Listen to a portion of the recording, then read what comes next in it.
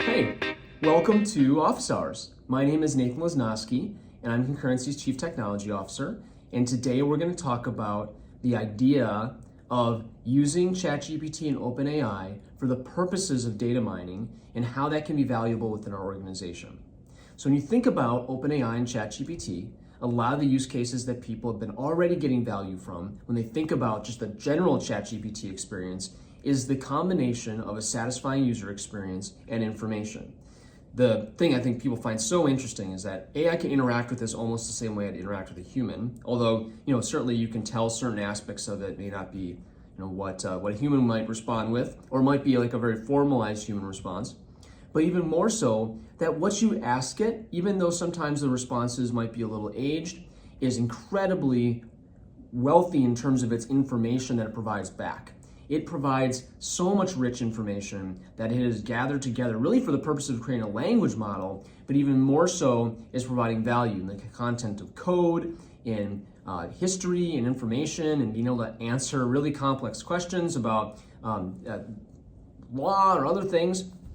But of course, it also represents incorrect answers from some of those same places, right? So its main benefit to us is to understand language models, but its secondary benefit to us is that it contains so much information that it can return that information in a really interesting and helpful way.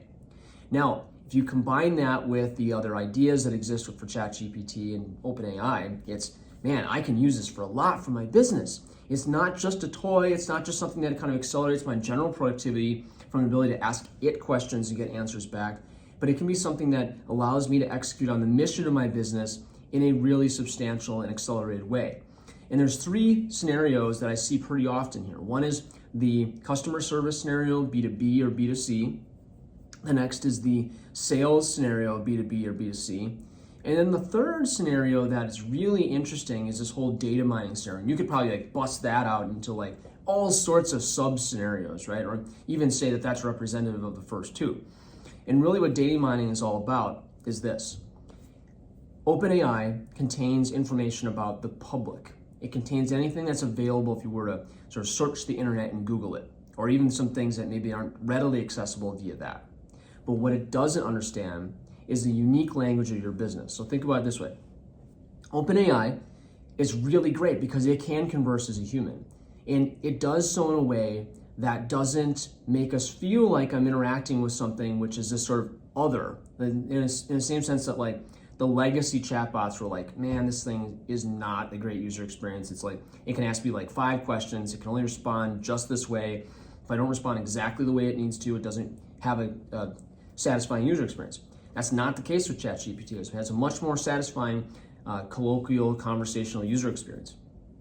So it's been trained really well on that and maybe even other languages for it to be able to interact with people. But what we see in our businesses is that when someone has been in the business for a long time, they know a lot about the organization. They know a lot about the business that they're working within. So they develop a language that's centric to that business, whether it's machinery or utilization or parts or something that has a unique term or language that's centric to that organization, and then the combination of that with other terms that allow you to do your work. Sometimes that's the sort of 3-letter acronyms of our business, right? Where we're understanding different parts of how we go to market, how we interact with our partners and customers, and we've developed a language of our own.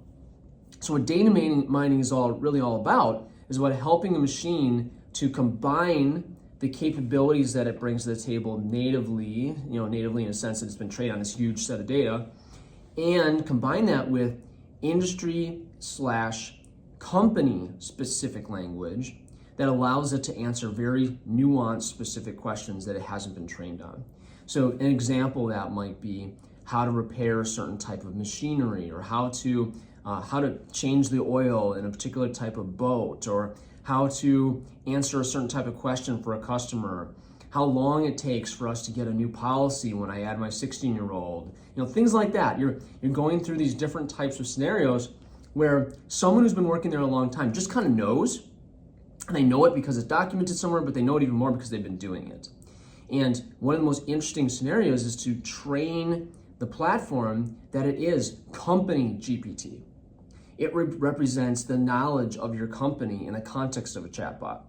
And you can start that really small by isolating a scenario and saying, if I answered this scenario well, that scenario would allow me to be able to serve this need via my people who are doing work in the field, or my estimators, or my strategic executives that are making interesting decisions.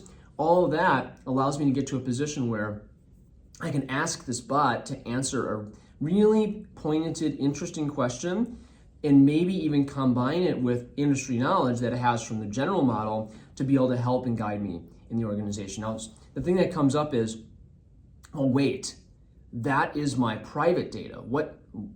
I don't want that to be incorporated in this broader model. And absolutely, that makes total sense. So something really interesting to understand is that when you take OpenAI and you bring it over to Azure, there's this public side of the model. That's always going to be the public side of the model. That's just kind of how it works. But then private data is your data. And what you can do is have that data continue to be something that is private to you, exposed only through your OpenAI vehicle. And then the public data continues to be the public data. And you can bring those two things together, either via training or prompts, and then maybe even combine it with other models. So there's a fantastic opportunity to be able to leverage the broader acceleration that's happening in the market with OpenAI. Combine that with nuanced capabilities that exist in the context of the customization that we have the ability to do centric to an individual company.